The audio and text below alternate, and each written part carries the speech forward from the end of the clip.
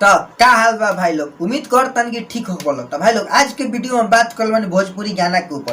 तो आज के वीडियो बहुत ही ज्यादा गाना फाड़ रखे वाला बा, तो आज शुरू से लेकर अंत तक जरूर देख लो। तो भाई लोग आज के वीडियो बना के सिर्फ एक ही मकसद बा, तालुन के दिल से साथ दियो, ई ना जी कोई के दिल के ठेस पहुंचा। तो भाई लोग वीडियो देखे लो, देख के भुला जियो लोग। तो चलो लोग वीडियो के स्टार्ट कर लिया। हो जाई ठीक तरवा रात भर करी, हो जाई ठीक तो सोया रात भर करो। आई मीन्स कहे का मतलब बा ई संतरा सिंह प्रियंका के कि रौरा अभी अपना हाथ के लकीर मेटाई है, बाद में रौरा हो भेटाई। कहीं से भी आवे कोरा में भरे सखी, लगा के पिया क्रीम चीम कर सखी, इसे यारवा के कोरा में धरे सखी आ लगा के क्रीम जिम करे सखी। तो भाई लोग भौजी के कहे का मतलब जान तो लोग का बा? भौजी के कहे का मतलब ई बा कि जौन भैया बानू रात वाला ई जिम करेला, रात में ई जिम सेंटर ज्वाइन कइले बा। कटले घास देखो भर गइल डेली, चला उठा दया जनई खेसा हेली, काट लेनी घास भर गइल बाटे डेली, आ चलो उठा दो नइखे सहेली। तो भाई लोग एगो बात बताओ लोग, जौन है भौजी के लौकता डेली, एकरा के डेली थोड़े कहल जाला, एकरा के भोजपुरी भाषा में तो प्योर भाषा में छौटी कहल जाला। अभी एकर बहन से कैसे बुझाओ? भोजपुरी भाषा बोली जानी तब न बुझाइत। पेन माने कलम देवे तो चलो।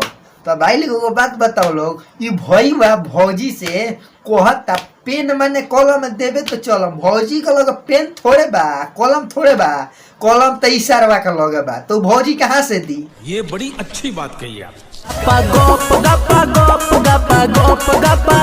ए भैया जी, तू कहे के गापा गप चिल्लाए लगलो। बुझाता रात में भौजी के चेक कइले बड़ा, यानी यूज कइले बड़ा, ओही से कहता रहे बड़ा गापा गप। अरे मर गई रे। मारे सात बेरिया। भाई लोग एगो बात बताओ लोग, भैया के उमिरिया देखला के बाद तालुन के बुझाता कि भैया 7 बेरिया मारत होई।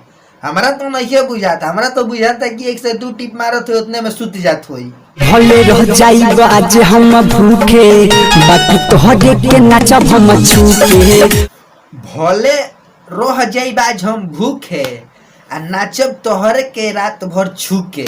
तो भाई लोग एगो बात बताओ लोग, कौना एंगल से भौजी में कोनो सामान लोग तक खाए वाला कि भैया छू के नाची तो हितवा के भूख मिट जाई। मधोरी देखते राजा हो देखली हला, हमार ढोरी देखते देखते राजा हो देख ले लो। तो भाई लोग देख लो भौजी कितना प्रेम से भैया से बतावतिया, हमार ढोरी देखते देखते राजा हो देख ले लो। बाहर तोहर बहन भौजी बा तोरा उठा लाली के कसम भतारी तोरो हमारी बना, गोरी तोहार उठा लाली के कसम आ भातार तोहार हम ही बनम।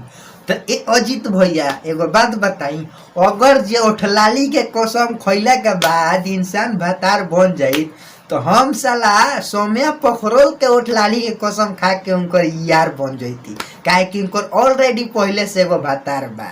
एकदम इन्होंने वक्त बदल दिया, जज्बात बदल दिए, जिंदगी बदल दी। देखी सामान तोहर आवे उकाई, देखे सामान तहार आवे उकाई।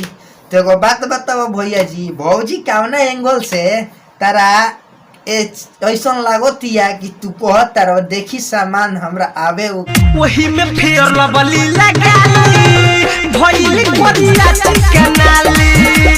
अब बताओ लोग भाई लोग, ई भौजी कर बहन से तो कहाँ फेयर लवली लगावत तारी सब, यही से फेयर लवली के रेट बढ़ गई हो। अभी मजा आएगा ना भिड़ो। तो बस भाई लोग आज के वीडियो में जी एंड करता नहीं। आशा करता नहीं कि हमारे वीडियो देख के तालुन के अच्छा लागल हो। अगर हमारे वीडियो थोड़ा सा भी अच्छा लागल हो तो लाइक कर दियो, चैनल के सब्सक्राइब कर दियो लोग, और साथ में बेल आइकन दबा के ऑल पे प्रेस कर दियो लोग। भाई लोग प्लीज यार कर दियो लोग यार, इतना रात के तालुन के एंटरटेन इंटरटेन करे खातिर इतना रात के मेहनत करतानी।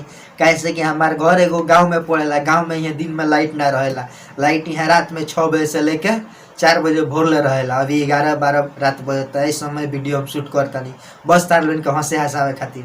तो यार छोट भाई पे ध्यान दो लोगिन, जल्दी जल्दी सब्सक्राइब कर लो लोगिन। फिर हमने के मिलल जे एगो नेक्स्ट वीडियो में, तब खातिर बाय बाय।